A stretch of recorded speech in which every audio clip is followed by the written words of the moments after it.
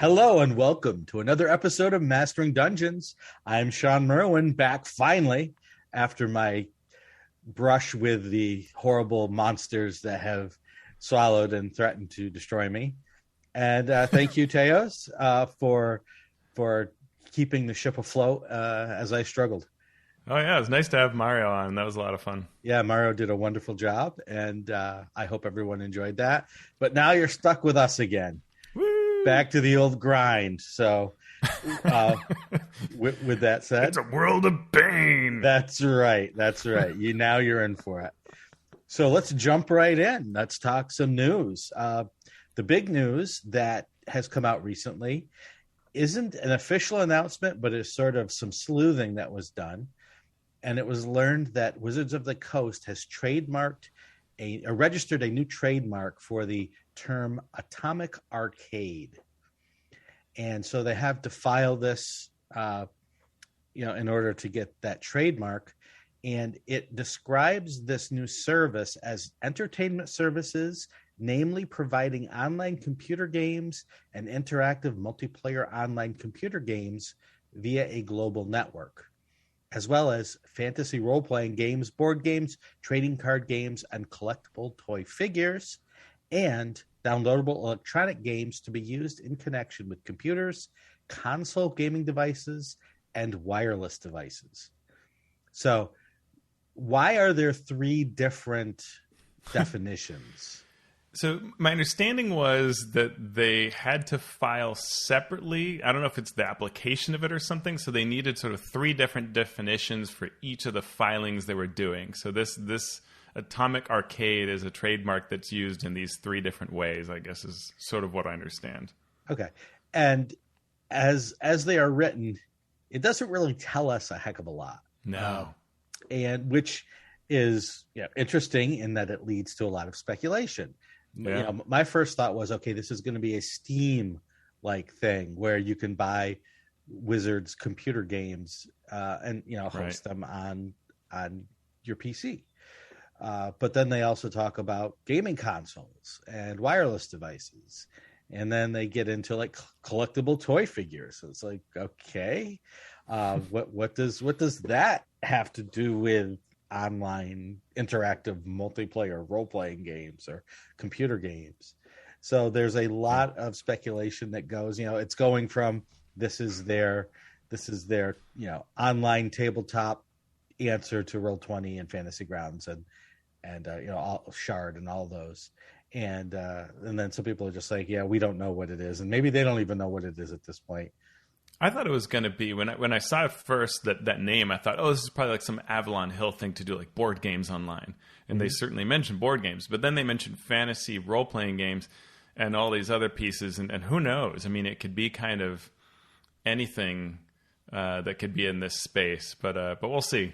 We'll see where this goes, right? Yeah, and it's interesting that it's called Atomic Arcade because that doesn't really have a sort of D&D fantasy theme to it. It is very much a general sort of one size fits all sort of name that or even on the computer game side. Right. Yeah. Even like arcade is sort of a dated term. Yeah. Right? We don't really have arcades in the sense that we had back in the 80s and 90s.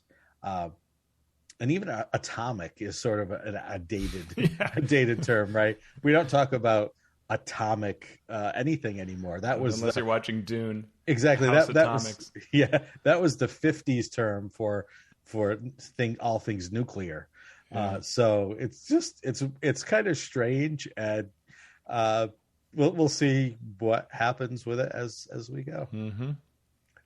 Next in the news, we have D&D Products in Spanish now available on Amazon or at your friendly local gaming store. So do you want to catch us up on what this means?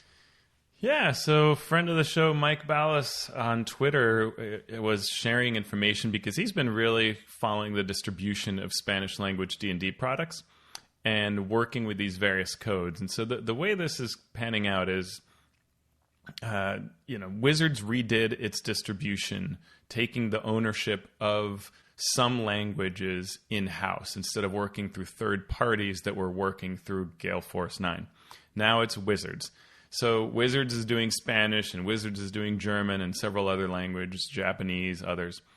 And they will try to now distribute the books much as they do with English language books, which means that they should arrive at your equivalent of a Barnes & Noble and be on your Amazon and all those kinds of things. But it's been a little bit rocky, and there's some sleuthing that has to happen to figure out what's going on. So one thing you can do is there are codes, which you'll find in our show notes for the Spanish version ones. I don't know where you find the ones for other languages. In fact, I don't even know where Mike got these from, but these codes will get you the Player's Handbook, Monster Manual, DMG, or Essentials Kit in Spanish if you give them to a bookstore or a gaming store.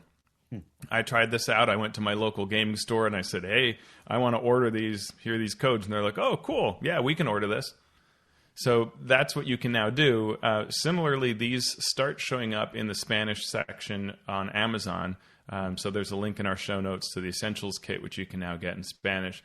But it's still a little perilous. Like if you do a search for some of these products, it might say, the page might be in Spanish, but it might say, like one of them said, we don't guarantee this book is in Spanish. Which I thought was really fascinating. Okay. And then the other one was just, the page is translated, but it's the English product. So I couldn't find the Monster Manual or Player's Handbook or DMG assured. But the Essentials Kit, that appeared there in Spanish. So it's happening over time, and be careful if you're searching. But probably the easiest thing is to take these codes that are in our show notes, give them to your store. And this should work whether you are in Mexico or wherever you might be in the U.S. You should be able to get a Spanish language version of those. Interesting. It's also interesting that, and maybe there are more books that they're or products that they're translating, but they went with the Essentials Kit and not with the starter set. Yeah, it is interesting. Which maybe says something about what they think is a better introduction. Yeah, that is interesting. And they are, meanwhile, announcing distribution time periods. In fact, something I meant to add to our show notes, but I did not, was that Wizards announced a change in plan. See if I can find it for when they're distributing Strixhaven. Okay, it's been delayed. Yep. And it's now December 7th, and they also in the same tweet had the dates. Here it is. So North America is December 7th. Australia, New Zealand, December 10th. Europe, Middle East, Africa is December 14th. And then in Asia Pacific region, December 16th. So they're trying to roll these out all together. And I believe that Europe is also the Spanish language versions. Not 100%, but I believe that's what they've been saying is we're trying to distribute everything globally more or less on the same time frame. And so you can see that here where, basically in the span of 2.5 weeks, the world gets Strixhaven. And that's in today's bizarre global shipping world, right? So, right. Which is why it's delayed in the first place everywhere. But that's the idea, is they're trying to get to where they'll come out everywhere at the same time. That's very interesting, and that takes a lot more resources, especially if you're delivering them translated, because, we know from experience the very tight schedules that these things sometimes run on. So to have the finished version ready to hand over to a translator, you would almost have to think that it's going over piecemeal, and that integration has got to be pretty close to get that, unless you're just delaying the publication of the entire product until the translation's ready. Yeah, I don't know. That's a good question, how they're doing that, right? One assumes they're taking those files as they're being sort of laid out or something, like at some point where you've got enough of the layout done that you feel good, but before you're actually shipping and you're getting that to your translator, because it has to probably go through its own layout, right, to be configured. You may find you go over a page or under a page. You think of languages like German, right? Long words. Yeah. All you need to do is take one of those household electronics and look at the difference in size of all that text when it's translated in 6 languages. Yeah, it's true. Yeah. It's true.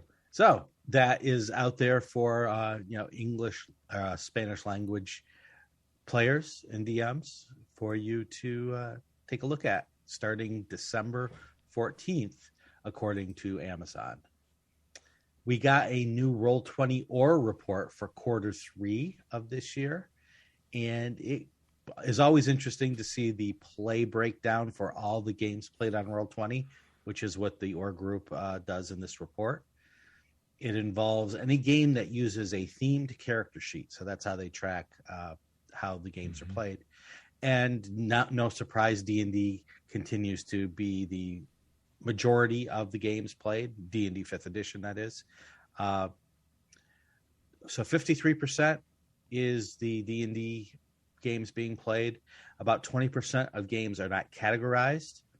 Call of Cthulhu, that was up well above all the other secondary games, has dropped 5% down to about 12%. But Pathfinder and Pathfinder 2 also dropped. Pathfinder down to 3.2 and Pathfinder 2 down to 1.4, which is, yeah, and there are folks saying that, well, a lot of Pathfinder plays on fantasy grounds and things like that. But I mean, this is the kind of system you would want to use for Pathfinder. So it is pretty startling. Right. I mean, you can take every single number here and you can justify it should be higher or it should be lower to the real thing, but you can't argue with the fact that it's dropped. Right. Again, because it's the same players. The same audience is doing it. So World of Darkness is at right about 1%. D&D 3.5 is still kind of going strong at about 0.8%, where Starfinder is at about 0.6%. Yeah. And what's this Tormenta? Yeah, so this is something that's been growing a fair bit. These games that are not on most U.S. people's radar screens that have been showing some growth, and Roll20 has been focusing on them. And in this case, Star Wars had been on that sort of large breakout list, but now it is off the list, and on the list is Tormenta, which at 0.6%, doesn't seem like a lot, but that's the same amount as Starfinder. Mm-hmm. And this is a Brazilian fantasy role-playing game that I think it grew something like 40% this quarter. Wow. So it's showing great growth. And it just shows, there are only so many people in Brazil, but that's a massive amount of play. Right. And it's up there with that news that we heard now, I think 2 or 3 years ago, where they said that, Roll20 servers were crashing because of all the people playing in Italy. Mm-hmm. And that's with, and this is playing D&D. And this was without a translated D&D player's handbook at the time, right? So, right. I mean, it's just the ability to tap into these markets, I think, is a big part of the story, again, for this third quarter here, that while 0.6% doesn't seem huge, it's very huge when you compare this to, say, Star Wars or you name it. Any of the games we haven't mentioned yet, to have this Brazilian RPG be bigger than those is impressive. Yeah. And it does speak to, the population of the world and what percentage of them are playing RPGs. And it seems like Brazil has always been a hotbed for role-playing games, regardless of population. Percentage-wise, I think it has a huge percentage of its population that takes part in role-playing games. Yeah, and I'd be curious to whether Tormenta is something that people are purchasing on Roll20 or not. One of the things that often happens, I know this from my days in Colombia, is that we may not be paying customers, but we're playing a lot. There's a lot of this sort of sharing or photocopying or whatever, because the things are so incredibly inaccessible that the price of a D&D book could be get on a plane, go to the United States, right? I mean, it's just it's thousands of dollars. So it's so unreal that photocopying just becomes the way everybody deals with it. Sure. Or you have one set of books that everybody, in your group at school is using. And so growing that market, part of the trick is convincing people to pay. Mm-hmm. And we know we have the numbers. That's what this shows and other such events have shown. And so the question is, well, how do we create that market? And if I were at any RPG company, I would be asking this question, because somehow Tormenta is this huge game in Brazil. Why not insert the name of your game? Right? Mm-hmm. How do you get that to happen? There's got to be a way. Yep. So we'll keep an eye on the Orr Report going forward. big news in Hasbro Wizards of the Coast board games is that HeroQuest, which did a crowdfunding campaign that made over $3 million, has shipped and is now going to be available in a retail version. So you know this as well as anyone, Teos, because you worked on the game and you have your very own copy of the game already.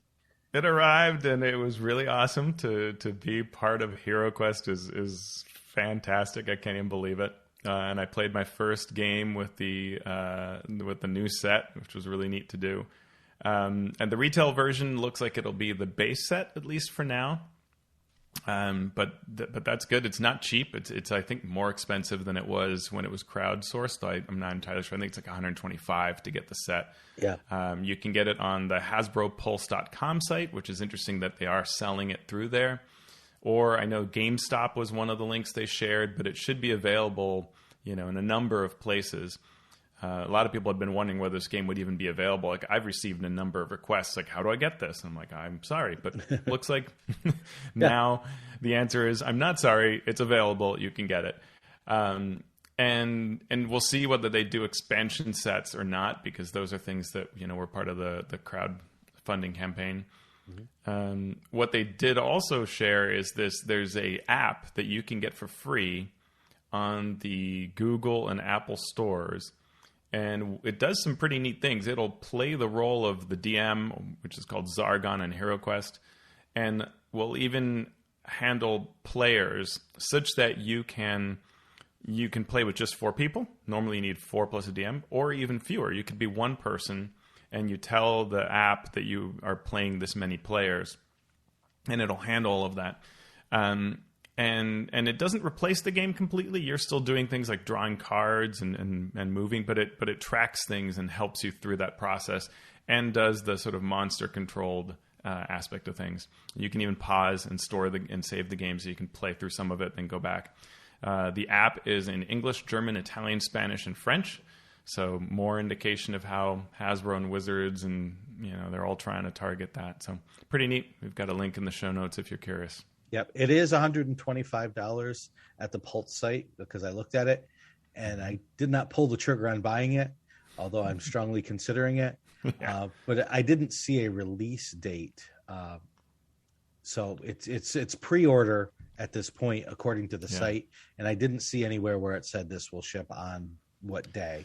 So yeah, it's a good question. I know that for backers, the Mythic backers are receiving theirs now, which are the people who ordered everything. And the ones that backed at, I think, the hero level it was called, which was the base set, have not received theirs yet. So I would imagine that they're going to have to go through some, I think all that shipping type issue. They have to get through all the crowdsourced stuff, and then they'll work with it. So they don't have a date yet.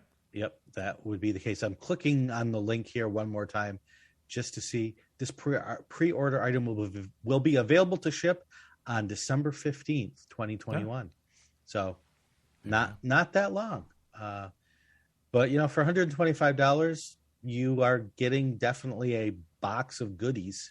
And I'm going to see how well it compares to a game that's similar, like Gloomhaven, to see how, because Gloomhaven also has the app that will sort of take over the DM. Well, there's no DM in Gloomhaven, but take over the sort of AI role, turn management, and things like that. Yeah, exactly. So it'll be interesting to compare the two, maybe at some point. Yeah, it's fun, and I because I have the box set and I can look at the box set versus the add-ons.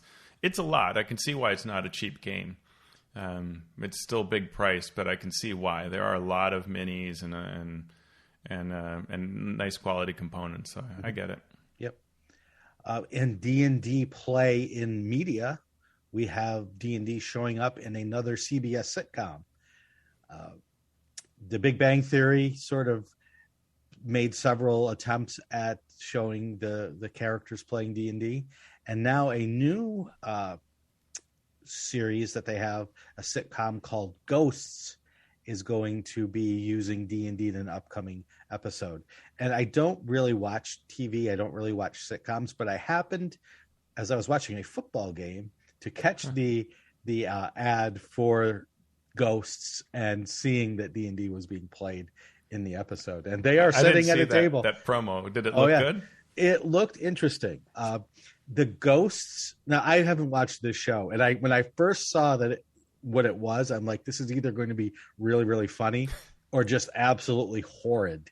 And I haven't watched the show, so I don't know. But apparently, there are a bunch of ghosts in this house, and for some reason, I think some of them can't talk to each other. So the mortal person in the house has to sort of translate during this D&D game. That was my so, and she didn't look very interested in the game. At least, in the 30-second spot that I saw. So, she is obviously, then they show everyone sitting around the table with, the maps and the minis and everything on the table. And it looks like she is going to have to sort of be the go-between. Well, I will have to watch this. I mean, that's it's required just to see how the representation comes across. I'm always curious. Yeah. And that episode will be dropping this Thursday. So normally our episodes drop on Thursday, and this episode of Ghosts will also be premiering Thursday. So hopefully you will hear this, and then you will run to your television set on Thursday night to watch this episode and see how D&D is portrayed. Woo. We have new news from DemiPlane. We reported before that DemiPlane and Paizo were teaming up to create a nexus for Pathfinder to give the digital tools, character builders, and so on. DemiPlane recently announced another nexus. This one for the World of Darkness role-playing game would be coming in 2022. So another role-playing game getting the D&D Beyond treatment is what this looks like. Yeah, it sure does. And I mean, it's a smart move by Adam Bradford and DemiPlane. They are, a platform where you can go and play games and sort of set up whatever your game is and whatever your virtual tabletop is. This can kind of connect players and DMs. So also providing digital tools makes it an even stronger case, right? And so if you have all your Pathfinder people there, you're going to have all your World of Darkness people there. Who knows what else will join the DemiPlane fold? I won't be shocked if we see some other names come out. It would definitely not shock me as well. And in convention news, we now have dates for PAX East.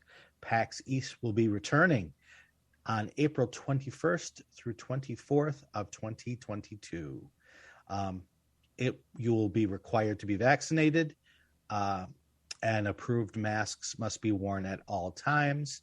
You can go to east.paxsite.com for more information on that. So we know that PAX Unplugged is happening, and they are continuing that trend now with PAX East. Yeah. Any other news or excitements, joys or concerns that you would like to shout out before we get to our main topic? I'm going to keep my concerns to myself, Shawn. All right. We will get to some concerns as we discuss Fizban's grievances. Yes, airing of grievances. I have a lot of problems with you people with Fizban's Treasury of Dragons. So we were going to cover Wild Beyond the Witchlight, which was the main adventure released for 5e this year. And we probably or may still go back and do that. One of the reasons we're not is because from what I've read from the adventure so far, it does a pretty good job of doing everything that we would normally sit down and talk about. How to run this game, pitfalls to be aware of, things like that. The adventure is pretty solid in and of itself. So we could sit here and say, yeah, this is great, this is great, this is great, but that's bad radio. We need to rail against something. So we're turning over, and we're going to cover Fizban's Treasury of Dragons. Not that we have a lot of negative things to say, but it's an interesting book in a lot of ways, both with the content it has as well as its sort of place in D&D history. As we always get a dragon book, it seems, and this is 5th edition's dragon book. So, we can also talk about how it fits into that sort of paradigm of release schedules and the place of dragons and dragon lore in the game. Yeah, this is a book that I think would have come out either around here or maybe a year earlier in sort of relative to the lifespan of an edition, right? This is sort of the place where it tends to come out, where a Draconomicon will sort of revitalize your line a little bit by adding some juice to these fearsome creatures and reinvigorating DMs with new ideas around their lairs and the lore. And it's a great subject, right? I think these books have always been well received because they have such neat characteristics to them. Yep. I mean, the game is called Dungeons and Dragons, not Dungeons and Kobolds or Dungeons and Giants. So when they pull out the dragon book, there's usually a good reason to do so, whether it be business-wise or just revitalizing people's interest in the game. So let's take a glance at the book, and we may not get through the entire book in one sitting, and if we don't, we will come back and talk about it in future episodes. So you want to lead us through the table of contents, Mr. Abadia? Yeah, there are basically 6 chapters and an intro. The intro is called Elegy for the First World, which sets the stage lore-wise. Then we have character creation, which involves draconic races, monk and ranger subclass draconic-themed feats. The chapter 2 is dragon magic. These are spells, magic items, which include horde magic items, and draconic gifts, which are sort of those like blessing-type rewards that you can get that we see in previous books. Then Chapter 3, Dragons in Play, how to roleplay your dragons, dragon followers, dragon encounters and adventures, and campaigns. Chapter 4 is Lairs and Hordes, which involves both those things. Chapter 5, Draconomicon, which breaks down each type of dragon, gives you personality tables, lair types, and so on. And then it ends with the Bestiary, which has gem dragons, those are your psionic dragons, some other new dragons, Draconians from the Dragonlance setting, Great Worms, the oldest dragons of all, and other such things. Mm-hmm. And the first thing that I noticed, just looking at the table of contents, was how they got to the player-facing content as quickly as they could. The introduction says, "Oh, dragons are great foes, and you can have a great time, and we're going to talk all about slaying dragons and ways to kill dragons and dragon this and dragon that, all about like dragons as monsters, dragons as the story that you're telling." And then they just lay out all of the player facing. You play a dragon, use dragon spells, here's dragon magic items. Everything player facing, which I thought was... that was interesting because like while they often have subclasses and things like that up front, spells and magic almost always go towards the back. And that is interesting, that change. Yeah. So the intro, as Teos said, is called Elegy for the First World. And it starts right away with this very long, very interesting mythic poem, which sets the stage for the book. And it's sort of a highlight of the new lore, the core lore of D&D that they are presenting in this book. And I'm a poetry fan, it was cool. And this is like someone poured essence of James Wyatt onto the page, right? I mean, he's one of the authors of several Draconomicons, and he worked on this. He was the lead, and this is just totally him, right? Yep, I thought the exact same thing. So after you read the poem, which sort of gives a poetic version of this new mythology that they're creating, they spell out the actual lore, which is that Bahamut and Tiamat were creators of the first world. And they created this first world, essentially. And they also gave rise to Sardior, who is the ruby red dragon, the sort of gem dragon patron. Progenitor. Yeah. Mm-hmm.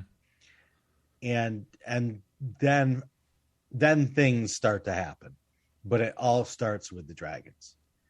And one interesting thing is the outsiders arrive, which is these war-bringing gods and their followers sort of arrive from elsewhere, which I guess is the idea of sort of the other planes, the celestial type planes and demonic planes and so on. They then arrive from the outer planes to the first world and want it as a home.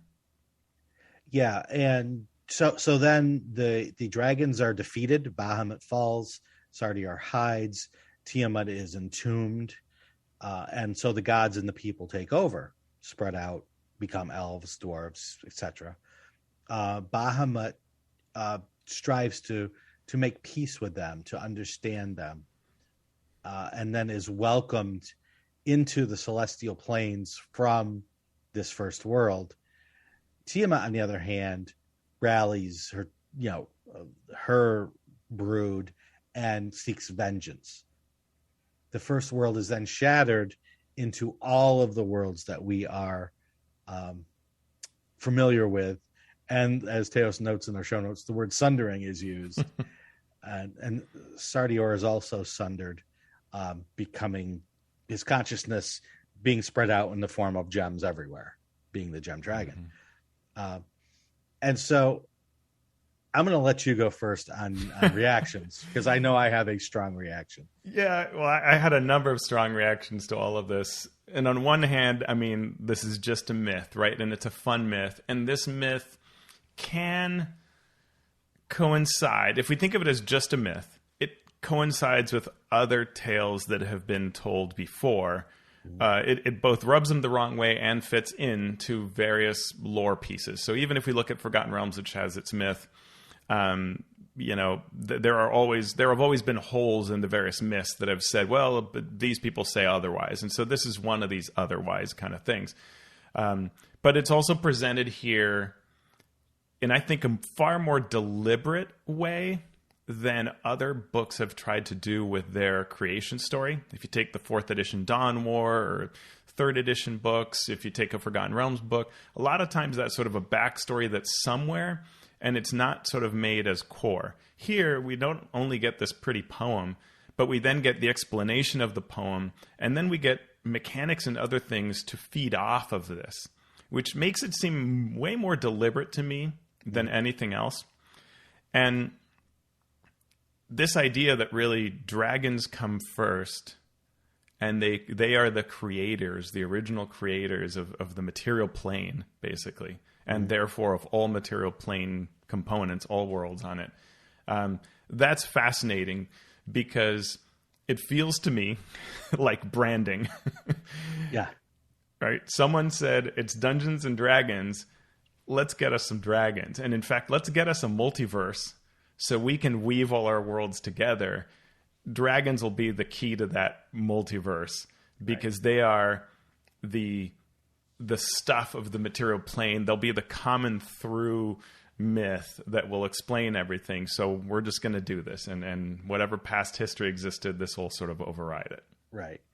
And it, as you say, as a story, it's really cool and fun and makes sense enough that you can fit it into different worlds that we already have. To make it the story is always difficult. The more specific that you try to get with your backstory and with your creation myths in any fiction or in any real world religion mythology, the harder it is to then use it. The harder it is to make it fit with reality. Yeah. And our reality as players and as DMs are our games. Right. And when you're trying to tell your own story, whether you're telling it in your own world or in a published world, the backstory is often more baggage than it is helpful. And so I didn't want to see in the beginning, and this is how it is, because then it becomes a hurdle that you have to get over or around or under or through. Then it is a tool that's useful when you're sitting down with your 5 friends trying to tell the story that you want to tell with those characters and the NPCs that you have to play with. That's a great point. I had not thought of it to that exact level, which is good. That's a neat perspective, and I think really accurate. It's also that when we add myth that contradicts other myth, it what it does is it erodes that verisimilitude of the game, because now it's tearing at the foundation you may have had in your mind as a player, as a DM, for your world, for your campaign, and of the things that Wizards has built, right? These campaign worlds. I mean, Greyhawk, dragons show up late in Greyhawk's creation. Forgotten Realms, also very late in the history of Toril do dragons show up. And so I guess in theory, whenever Forgotten Realms and Greyhawk were splintered, well, it could have been that it took a while for the dragoniness to permeate or something. Dragonlance, while you have these two strong elements of Bahamut and Paladine and Takhisis as Tiamat, the explanations that are given in this book, because this book specifically tries to sort of address Forgotten Realms, Greyhawk, Dragonlance, and Eberron. I mean, Eberron is the most bizarre, perhaps, of explanations here. It's sort of like, this is a second-generation derivative of the original, I guess, shard that came out of it. Like, what does that even mean? So it's not a fragment of the Four Swords. It's some secondary... I guess they're saying the dragons rebuilt it or something, so that's how you can have a creation story with dragons, because they refashioned it? Yeah. I don't know. Like... at some point it's square peg, circular hole type stuff going on. And then I wonder why. Yeah. And, you want to tell the story of dragons, and that's cool. Yeah. And I would suspect if they decided to do a giant book, the giants would have been the ones that created the world, right? It would have been and then if you create the elemental book, it's the elemental world that forged the material plane, and then those pesky gods and the dragons that came with them. So it's its own thing, and I'm happy to let it be as its own thing. And if that's the creation myth that fits your story, even if you're playing in the Forgotten Realms or Greyhawk or Dragonlance or Eberron or Dark Sun or Planescape, if it fits for you, great. If not, go with your own creation myth, because it doesn't have to affect, the rogue making the stealth check to sneak past the guards. All of this is irrelevant. And I thought it was really interesting. I found myself speaking to some friends comparing this to what Wizards did with Beholders, where in Volos, they have this awesome lore on Beholders that adds, or leaps forward, pushes forward the concept of how Beholders work, and says that they dream each other, right? And that in a dream, a beholder can imagine another beholder, and that's what causes it to spring into existence. And if they manage not to both destroy each other, you now have one more beholder in the world, as one of them will flee. And that's a fascinating piece. It's really neat. It fits the alien world, and it also doesn't mess anything up. Right. Like, nothing is problematic as a result of that. It's a neat piece of added lore. Mm-hmm. Whereas, suddenly taking out Io, who in 4E we're very clearly told is the creator of Bahamut and Tiamat, a primordial cuts Io in half, and that results in Bahamut and Tiamat, the two halves of Io or Asgaroth.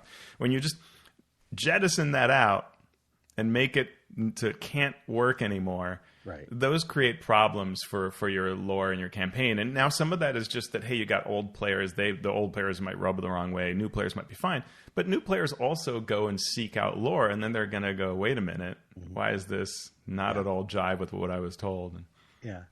So, use it for what it's worth. If it works for your campaign, use it. If it doesn't, make your own creation myth that enforces or reinforces the story you're trying to tell. But for the most part, I think this is good DMing advice for a lot of players, a lot of groups. Don't worry about creation myths. Worry about the story that you're trying to tell at the table, because it's like walking into the first session of the game and spending an hour describing what your world's like. Most players aren't there to hear what your world is like. They're there to roll dice and have their characters go through stories. So that's where your focus should be. And maybe the more interesting part and the more useful part is this dragon sight concept. So this same intro then sort of gives you a somewhat more applicable piece called Dragon Sight. And here it says that dragons will occasionally develop an awareness of multiple incarnations of themselves across different worlds of the material plane. And this goes back to that creation story and the idea of a first world separating out, that a dragon, as it grows powerful enough, may feel echoes of itself elsewhere. And that this tends to be ancient dragons or dragons with huge hordes, especially if the hordes include items from other worlds.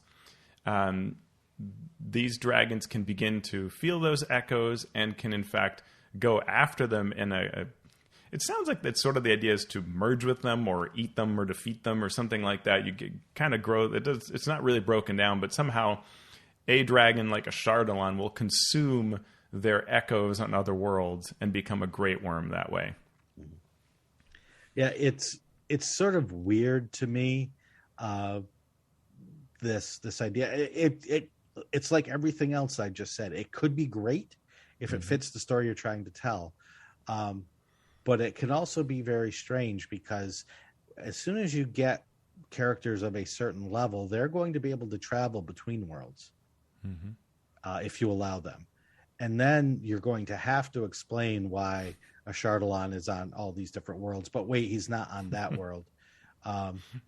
And, you know, and then there are items traveling across worlds. And then if you want to separate a world and not allow travel, then what?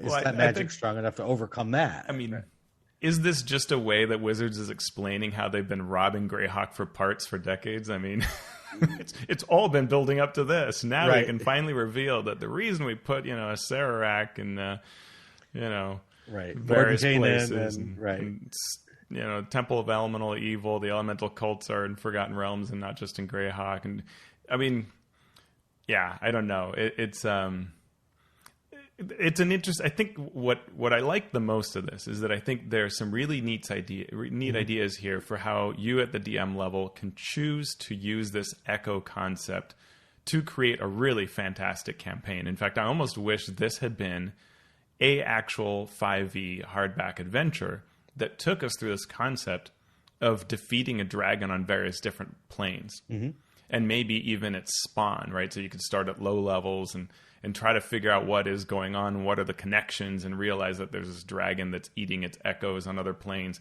Like, that could have been a really neat campaign, and still can be for any DM that wants to come up with that. And it could explain why you have various things from other worlds as well. But I think it's just as easy for it to collide with your logic. Like they say here, that great sites of dungeons such as Sunless Citadel, Dragon Mountain, and even Tomb of Horrors can resonate across the planes because of draconic power. So the idea is that like a Sarac killed a lot of dragons in rituals, so the Tomb of Horrors can somehow resonate across the multiverse. And boy, that just rubbed me so wrong. Yes. I'm apparently old and cranky. Retroactive continuity for the win.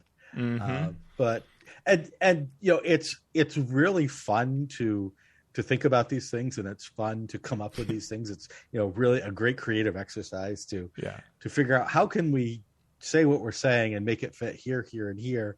And that's one of the joys of creativity. It's not for everyone.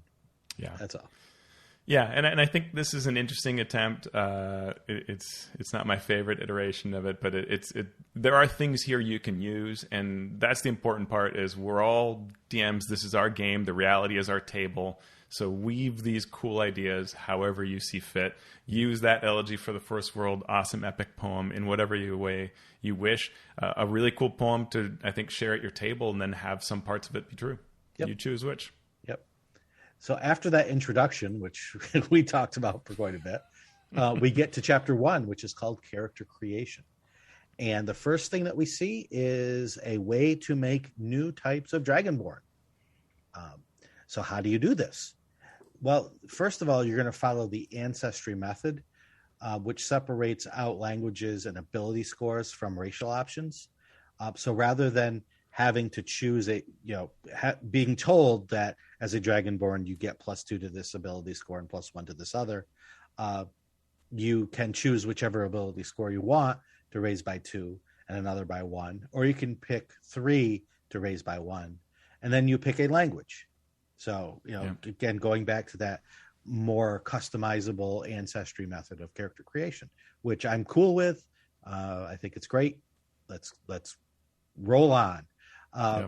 But then you get to pick, or then you actually get these racial benefits. Being a Dragonborn, no surprise, you're going to get some dragony stuff.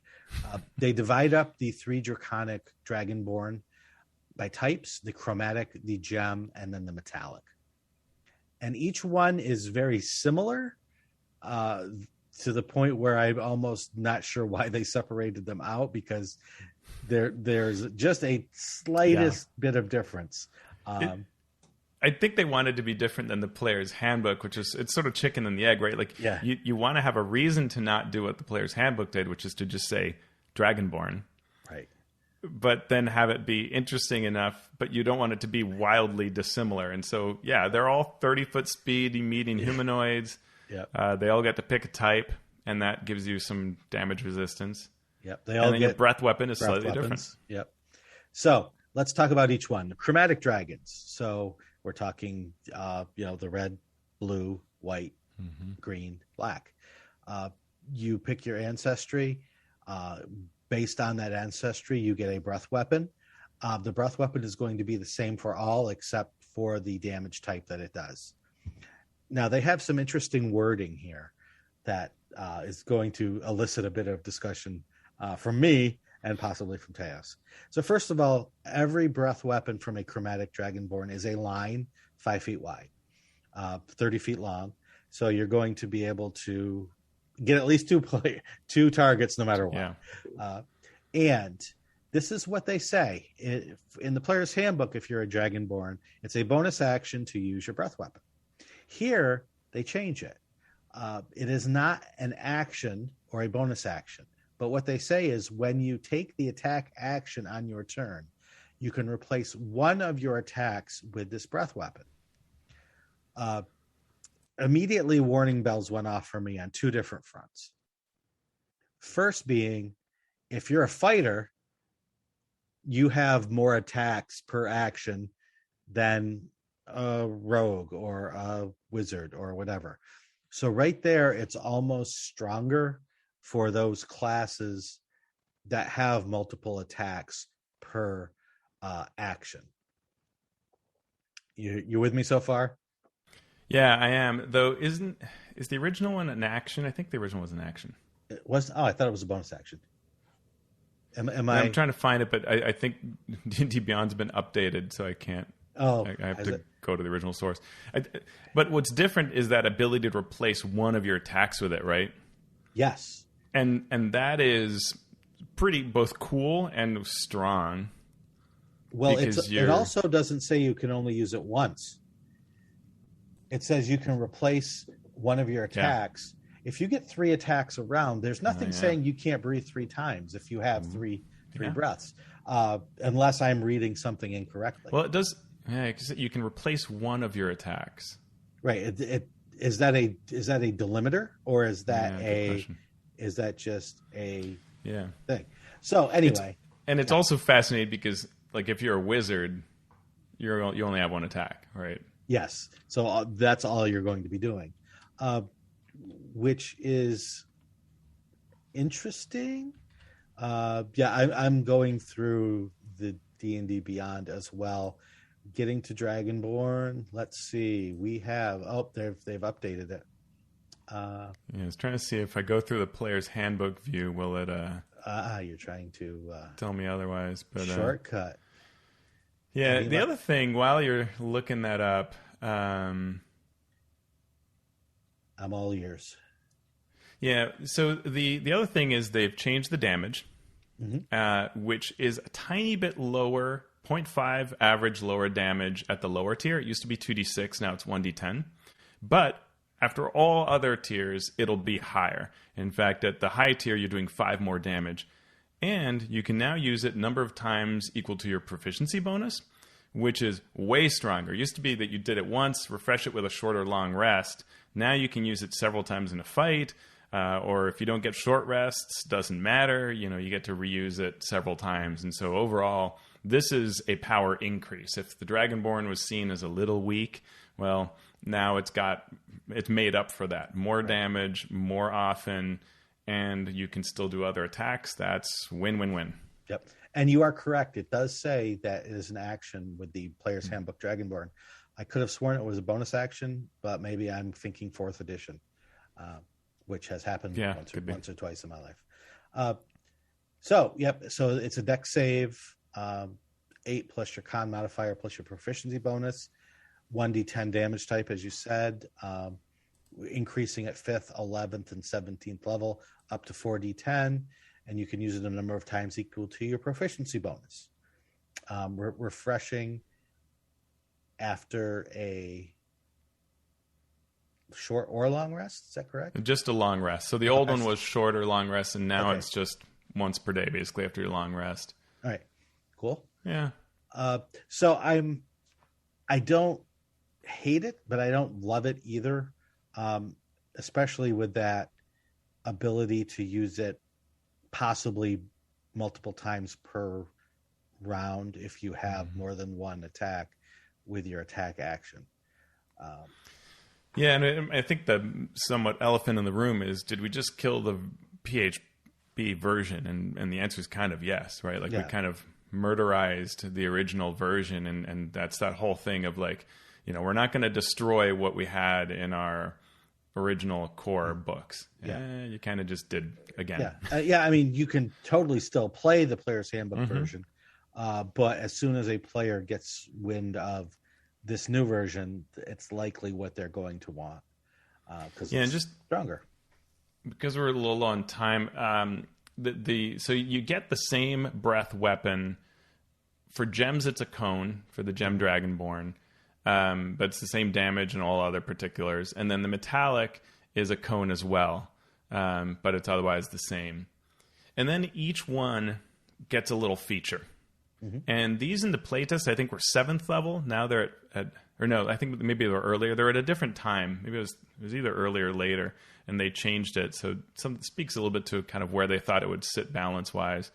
If you're a chromatic Dragonborn, you have chromatic warding, where as an action, kicks in at 5th level, you can, for 1 minute, become immune to the damage type that is related to your ancestry. And that's just once until your long rest. It used to be 3rd level in the original Unearthed Arcana version. So now it's 5th level. The Gem Dragons, at 5th level, they get the ability to fly as a bonus action. And that lasts for a minute. They also get, earlier, at the very beginning, they get Sonic Mind, so they can do telepathy with other creatures. It doesn't require a language that is common, just some language that they know. If they know a language, you can speak to them. And then the Metallic Dragonborn, at 5th level, what it gets is a second breath weapon.